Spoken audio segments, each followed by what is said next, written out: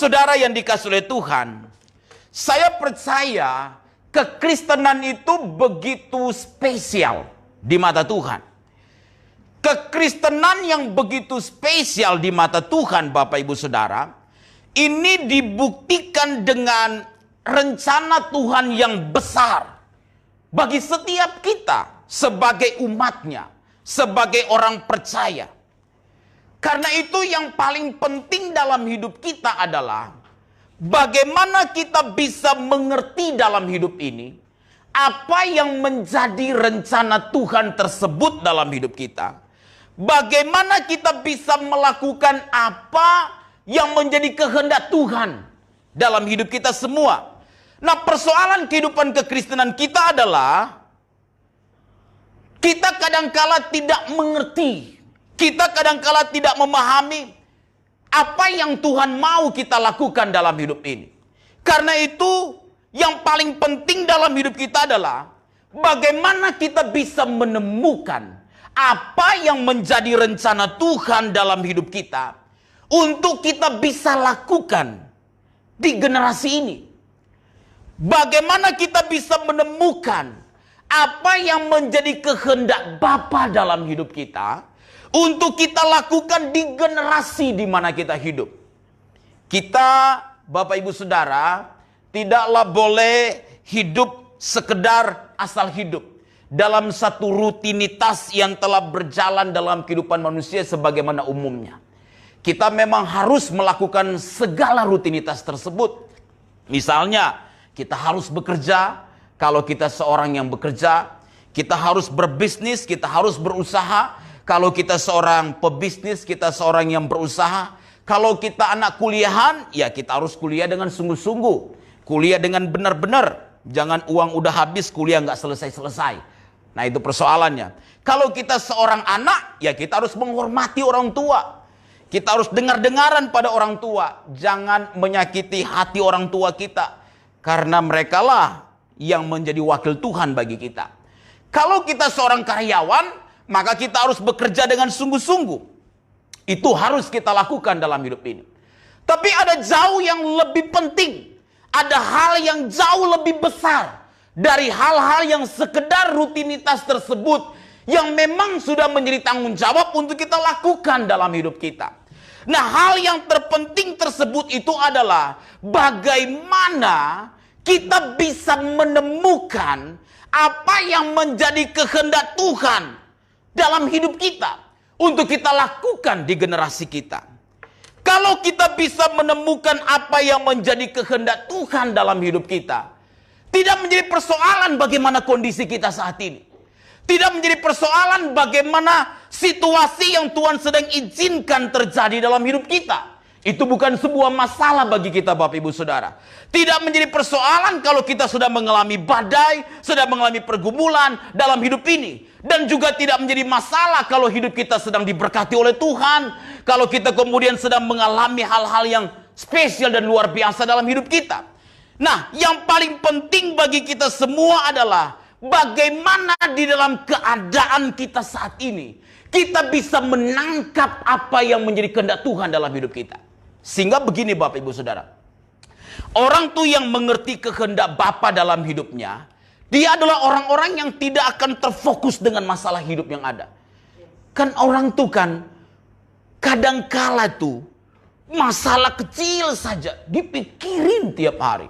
Direnungkan siang dan malam. Padahal yang Alkitab katakan, renungkanlah firman Tuhan itu siang dan malam.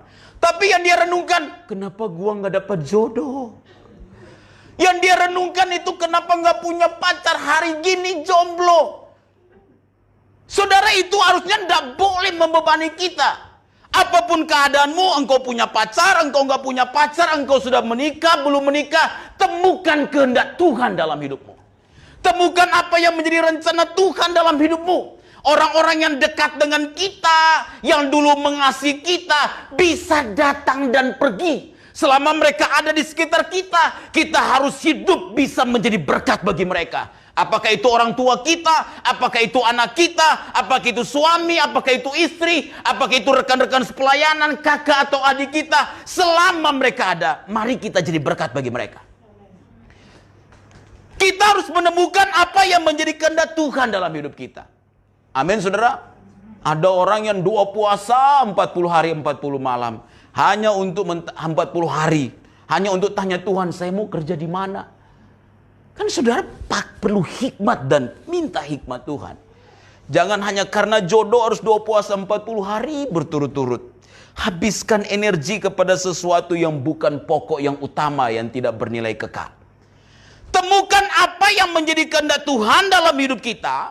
Apa yang bernilai kekal dalam hidup kita. Dan ini adalah hal yang bisa menyenangkan hati Tuhan. Amin, Bapak Ibu Saudara. Karena itu berjalan dalam kehendak Tuhan ini sangat penting. Kita harus mengikuti. Berjalan dalam kehendak Tuhan itu adalah berarti kita mengerti apa yang menjadi kehendak Bapa dalam hidup kita. Saudara ingat cerita ketika dalam khotbah di bukit, kemudian Tuhan Yesus berkata kepada orang-orang, bahwa ada orang nanti di akhir zaman akan berkata kepada Tuhan, Tuhan, Tuhan, bukankah aku sudah bernubuat demi nama Engkau? Bukankah aku sudah mengusir setan demi nama Engkau? Tapi kemudian Tuhan berkata apa? Enyalah daripadaku, karena apa Bapak Ibu Saudara? Kamu sekalian apa? Pembuat kejahatan. Iya kan? Lalu yang Tuhan katakan, mereka itu yang nanti akan berkenan kepada Tuhan adalah mereka yang melakukan kehendak Tuhan. Mereka yang melakukan kehendak Tuhan. Karena itu yang paling penting adalah bagaimana kita bisa melakukan kehendak Tuhan dalam hidup kita. Amin. Bekerjalah dalam rutinitas, dalam setiap tanggung jawab semaksimal mungkin. Jadi orang-orang yang produktif. Karena orang yang sibuk belum tentu produktif. Sibuk di depan handphone, tapi sibuk balas status doang. Nggak produktif. Kira-kira begitu ya. Kita harus jadi orang-orang yang produktif di dalam hidup ini. Nah, pertanyaannya begini. Kalau begitu, orang yang akan berjalan dalam kehendak Tuhan yang kita bisa belajar pagi hari ini dapat dilihat dari mana Bapak Ibu? Nah, ini akan kita belajar dari cerita mengenai pelayanan penginjilan Paulus. Ciri-ciri orang yang berjalan dalam kehendak Tuhan, mari kita lihat yang pertama itu, hidup mereka itu pasti dituntun oleh Tuhan. Amin. Mari kita lihat ayat 6 sampai ayat 8. Ayat 6 sampai ayat 8 itu berkata kepada kita demikian, Bapak Ibu. Setelah melintasi Misia, mulai ayat 6, mereka melintasi tanah Frigia dan tanah Galatia. Karena Roh Kudus mencegah mereka untuk apa? Memberitakan Injil di Asia. Dan setibanya di Misia, mereka mencoba masuk ke daerah Bitinia, tetapi Roh Yesus tidak apa? Mengizinkan mereka. Lihat ayat 6 dan ayat 7 ini khususnya. Kata Alkitab begini, waktu Paulus dalam pelayanan pemberitaan Injil melakukan apa yang menjadi tugas dia sebagai seorang rasul, dan sebagai seorang penginjil, juga sebagai seorang guru, kata Alkitab. Waktu dia akan memberitakan Injil, kata Alkitab, di dalam ayatnya yang ke-6, kita temukan bahwa Roh Kudus mencegah mereka untuk memberitakan Injil di mana? Asia. Lalu waktu mereka akan masuk ke daerah Bitinia juga, kata Alkitab, Roh Yesus tidak apa? Mengizinkan mereka. Bapak Ibu, dalam hidup ini yang paling penting adalah bagaimana kita mengikuti pimpinan Tuhan dalam hidup kita. Semua yang kelihatannya baik Bapak Ibu, belum tentu berkenan kepada Tuhan. Semua yang kelihatannya dalam pandangan mata kita ini oke-oke saja, belum tentu itu menyukakan hati Bapa. Belum tentu itu sesuai dengan apa yang Tuhan mau. Pekerjaan Tuhan itu baik pasti. Paulus memberitakan Injil, baik pasti. Tetapi akhirnya kata Alkitab, Roh Kudus mencegah mereka untuk memberitakan Injil pada konteks itu. Waktu mereka coba masuk ke daerah Bitinia, Roh Kudus juga tidak mengizinkan mereka. Penting dalam hidup kita adalah kita itu mengikuti pimpinan Tuhan dalam hidup kita. Saya percaya pada akhirnya orang-orang yang akan mengikuti pimpinan Tuhan dalam hidup mereka adalah orang-orang yang akan berjalan dalam perkenanan Tuhan. Orang-orang yang berjalan dalam pimpinan Tuhan, Bapak Ibu, itu pasti mereka selalu terkoneksi dengan sorga. Kan tidak mungkin kalau kita seorang anak Tuhan yang rajin ke gereja, lalu kita merasa Tuhan memimpin kita. Tapi kita membangun hubungan dengan orang yang gak seiman. Iya kan? Itu kan tidak mungkin. Lalu kita berkata, mungkinkah ini pimpinan Tuhan untuk menangkan dia? Tidak bisa, Bapak Ibu Saudara. Ya, itu tidak akan sejalan dengan apa yang Tuhan mau. Jadi orang yang akan berjalan dengan pimpinan Tuhan itu pasti hidupnya selalu terkoneksi dengan sorga. Pasti hidupnya selalu terkoneksi dengan sorga. Orang tuh kalau berjalan dalam pimpinan Tuhan, jalannya itu pasti lurus. Amin. Kan tidak mungkin jalan kita bengkok lalu Tuhan memimpin kita. Untuk kondisi ini bengkok-bengkok tak apa-apalah. Misalnya begitu. Kan gak mungkin kalau Tuhan memimpin kita, kalau kita seorang pedagang kemudian timbangan 1 kilo kita kurangi 2 ons. Lalu jadi 8 ons dan kita berkata, Tuhan memberi hikmat dalam masa sulit ini. Supaya saya bisa tetap bertahan. Ya tidak bisa begitu kan Bapak Ibu Saudara. Nah mungkin kalau kita seorang anak muda dipimpin Tuhan, lalu kemudian cara pergaulan kita keliru. Kan tidak mungkin. Karena dengan siapa kita bergaul, itu akan menentukan masa depan kita kan Bapak Ibu Saudara. Iya kan? Kalau kita bergaul dengan orang-orang yang benar, maka kita akan menjadi benar.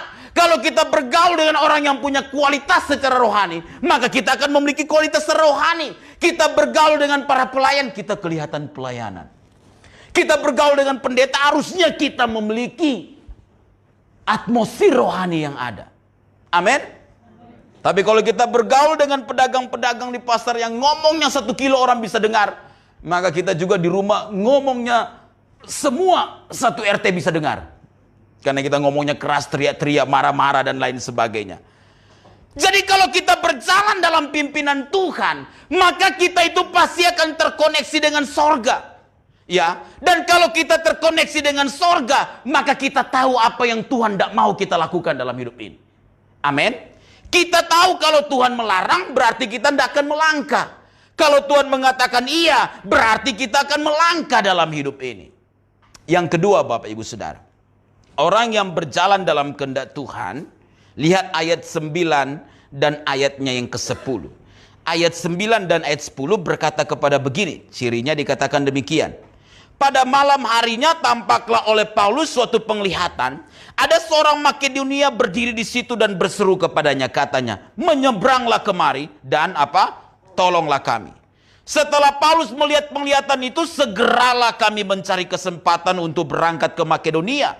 Karena dari penglihatan itu kami menarik kesimpulan bahwa Allah telah memanggil kami untuk memberitakan Injil kepada orang-orang di sana.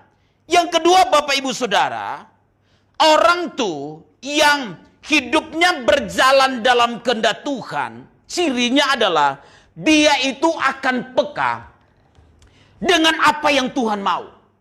Dia akan peka dengan apa yang Tuhan mau. Dalam pelayanan, Paulus itu begitu peka dengan apa yang Tuhan mau dalam hidup dia. Satu ketika, kemudian Paulus mendengarkan suara Tuhan lewat penglihatan yang datang kepada dia. Yang meminta dia untuk berangkat ke Makedonia karena ada orang yang berseru kepada dia, menyeberanglah dan tolonglah kami, kata Alkitab. Paulus ini begitu peka. Dan waktu Paulus mendapatkan penglihatan tersebut, kata Alkitab, bersegeralah dia. Alkitab katakan bahwa mereka segera dalam ayat yang ke-10. Setelah Paulus melihat penglihatan itu, segeralah kami mencari kesempatan untuk berangkat ke mana? Makedonia. Bapak Ibu Saudara, hidup kekristenan kita ini penting untuk kita belajar peka dengan apa yang Tuhan mau. Karena kadang kan kita hidup di era yang semakin hari bukan semakin baik. Di tengah-tengah dunia yang memang kata Alkitab semakin hari bukan bertambah baik, pasti akan bertambah buruk. Karena memang itu membuat Alkitab bahwa pada hari-hari terakhir akan datang masa yang sulit, masa yang sukar. Walaupun di tengah kesulitan, di tengah kesukaran, kita harus belajar mempertajam indera rohani kita. Kita harus mempertajam kepekaan kita dengan Tuhan. Saudara tahu, iblis itu lebih tua dari kita. Jauh lebih tua. Jauh lebih tua. Jadi dia punya strategi itu sudah macam-macam. Dia udah tahu bagaimana menjatuhkan banyak orang. Dia udah tahu. Walaupun dulu ndak ada FB, ndak ada media sosial, sekarang ada media sosial, ya, ada WhatsApp, tapi iblis sudah pelajari. Ya, bagaimana caranya untuk menjatuhkan banyak orang. Karena itu kita harus peka. Kita harus peka dengan apa yang sedang sorga signalkan dalam hidup kita. Apa yang sedang Tuhan tunjukkan, Tuhan berikan tanda bagi kita semua untuk kita lakukan dalam hidup ini. Bapak Ibu, kalau kita udah tahu itu akan menuju ke lubang, ya jangan kita berjalan ke sana. Kira-kira begitu ya. Iya. Sekarang kan era media sosial ini, waduh, era yang repot sekali. Mulanya biasa saja, akhirnya datang juga. Berbincang seadanya, kemudian ke rumah kopi. Iya, kalau sama jenis nggak apa-apa, tapi kalau lawan jenis itu persoalan. Tapi ada yang bilang, tapi pendeta sekarang persoalan sama jenis juga repot. Karena sekarang ketertarikan sama jenis juga lebih berbahaya. Iya juga. Karena itu memang kita mesti peka Bapak Ibu Saudara dengan signal yang Tuhan berikan dalam hidup kita. Saya percaya orang yang hidupnya terkoneksi dengan sorga Bapak Ibu Saudara, dia akan taat dengan apa yang sedang Tuhan nyatakan dalam hidup dia. Amin Saudara. Jadi ikuti tuntunan Tuhan, peka dengan apa yang Tuhan mau. Peka dengan apa yang Tuhan mau. Beberapa puluh tahun lalu saya pelayanan naik bus. Kemudian saya ingat bahwa waktu saya naik bus, lalu kemudian ada orang yang bilang begini, ayo naik aja ke atas, ayo langsung ke dalam.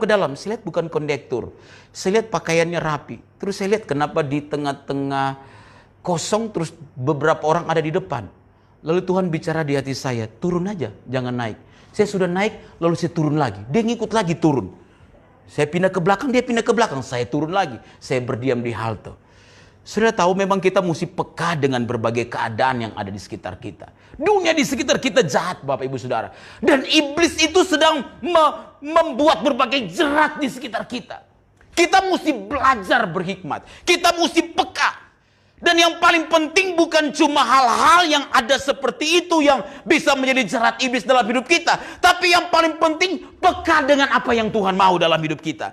Peka apa yang menjadi kehendak Bapa dalam hidup kita. Itu yang paling penting. Apa yang sorga inginkan dalam hidup kita. Semasa kita hidup di dunia ini, kita harus tahu apa yang Tuhan mau dalam hidup kita. Kalau kita orang tua, apa yang Tuhan mau dalam hidup kita. Untuk bisa menyenangkan hati Bapa dengan keberadaan kita. Kalau kita seorang anak, apa yang Tuhan mau dalam hidup kita untuk bisa menyenangkan hati Bapa dengan semua apa yang kita miliki dalam hidup ini. Kita harus belajar peka terhadap apa yang Tuhan mau dalam hidup kita. Amin. Yang terakhir Bapak Ibu Saudara, orang tuh yang berjalan dalam pimpinan Tuhan, dalam kehendak Tuhan, itu adalah orang yang hatinya itu selalu terbuka untuk Tuhan. Mari kita lihat ayat 14 dan ayat 15. Ayat 14 dan ayat 15 berkata kepada kita begini. Seorang dari perempuan-perempuan itu yang bernama Lydia turut mendengarkan. Ia seorang penjual kain ungu dari kota Tiatira yang beribadah kepada Allah. Tuhan, kata Alkitab apa? Membuka hatinya. Sehingga ia memperhatikan apa yang dikatakan oleh Paulus. Lalu ayat 15 berkata begini. Sesudah ia dibaptis bersama-sama dengan seisi rumahnya, ia mengajak kami katanya, jika kamu berpendapat bahwa aku sungguh-sungguh percaya kepada Tuhan, marilah menumpang di rumahku. Ia mendesak sampai kami menerimanya. Bapak Ibu, Ketika Paulus berada dalam rumah ibadat dari orang Yahudi, rumah sembayang, tempat sembayang dari orang Yahudi, kata Alkitab. Kata Alkitab, kemudian Paulus memberitakan Injil, lalu ada seorang wanita bernama Lydia yang mendengarkan, kemudian hatinya terbuka karena Tuhan membuka hatinya. Sehingga ia memperhatikan apa yang dikatakan oleh Paulus. Begini Bapak Ibu Saudara, berjalan dalam kehendak Tuhan dalam hidup kita, mengerti apa yang Bapa inginkan dalam hidup kita, mengerti apa yang sorga inginkan dalam hidup kita, itu akan selalu sejalan dengan hati kita yang selalu terbuka untuk Tuhan. Orang tuh kalau hidupnya berjalan dalam kehendak Tuhan, hatinya itu selalu terbuka untuk Tuhan. Artinya hati yang selalu terbuka untuk Tuhan, dia selalu terbuka dengan hal-hal yang rohani dalam hidup dia. Karena itu saya percaya begini, anak Tuhan itu Bapak Ibu Saudara, dia itu pasti akan lebih tertarik dengan hal yang rohani dibandingkan dengan hal yang duniawi. Amin. Kalau kita hati terbuka untuk Tuhan, maka berarti kita bersedia untuk mendengar apa yang Tuhan mau dalam hidup kita Bapak Ibu. Bersedia untuk berjalan beriringan dengan apa yang Tuhan mau dalam hidup kita. Perhatikan, orang tuh kalau hatinya terbuka untuk Tuhan, pasti hidupnya itu juga akan diubahkan oleh Tuhan. Akan diubahkan oleh Tuhan. Saudara lihat, itu dimulai dengan respon yang benar. Dalam ayat yang ke-14 Alkitab berkata, Tuhan membuka hatinya sehingga ia memperhatikan apa yang dikatakan oleh Paulus. Jadi gini, orang tuh kalau hatinya terbuka untuk Tuhan, itu dia pasti akan mengisi hidupnya dengan hal-hal yang rohani. Jangan isi hidup kita dengan hal yang duniawi. Handphone kita penuh dengan film-film Korea, dengan lagu-lagu dangdut. Tapi kita berkata kita anak Tuhan. Iya kan? Kalau kita berada di depan TV, wah bisa berjam-jam. Orang tua panggil pun kita tidak mau perhatikan. Karena hal-hal yang seperti itu. Harusnya kita bisa menata sedemikian rupa Bapak Ibu Saudara. Karena berarti kalau hati kita terbuka untuk Tuhan, kata Alkitab seperti seorang perempuan bernama Lydia, dia memiliki respon yang benar. Dia memperhatikan. Jadi ketertarikan kita dengan hal rohani adalah sebuah kemutlakan kalau hati kita telah terkoneksi dengan Tuhan sebagai tanda bahwa kita akan berjalan dalam kehendak Tuhan dalam hidup kita. Lalu pasti akan diubah. Alkitab berkata dalam ayat ke-15 begini Bapak Ibu Saudara. Sesudah Lydia dibaptis bersama-sama dengan seisi rumahnya, kata Alkitab. Ya, kata Alkitab apa? Ia mengajak kepada Paulus untuk apa? Datang ke rumahnya. Dia berkata, kalau kamu sungguh-sungguh berpendapat aku percaya kepada Tuhan, marilah menumpang di rumahku. Ini bicara perubahan hidup. Jadi orang tuh yang berjalan dalam kehendak Tuhan, hidupnya itu akan semakin diubah oleh Tuhan. Perubahan pertama terlihat dari kasihnya kepada orang lain. Kan ngajak orang menumpang di rumah tuh kan tidak sembarangan ya. Apalagi kalau orang asing. Tapi walaupun tidak dicatat oleh Alkitab, saya pikir berarti dia mau menunjukkan kasihnya kepada Paulus dan tim pelayanannya. Jadi begini, orang tuh kalau terkoneksi dengan sorga Bapak Ibu, berjalan dalam kehendak Tuhan, itu hatinya itu diubah oleh Tuhan. Hal yang pertama yang terlihat, dia tertarik kepada rohani, dia mendukung pekerjaan Tuhan, dia meminta orang-orang untuk tidak masalah untuk memberi tumpangan kepada mereka. Ada perubahan hidup. Jadi kalau kita telah menjadi Kristen sekian lama, harusnya kita telah berubah. Hidup kita berubah. Amin. Lebih tertarik kepada hal yang rohani. Jangan kita sudah sekian lama ikut Tuhan, lalu kita berkatakan pendeta seperti Tuhan Yesus tidak pernah berubah. Ya, saya juga tidak pernah berubah. Saudara yang dikasihi oleh Tuhan, untuk berubah itu butuh perjuangan.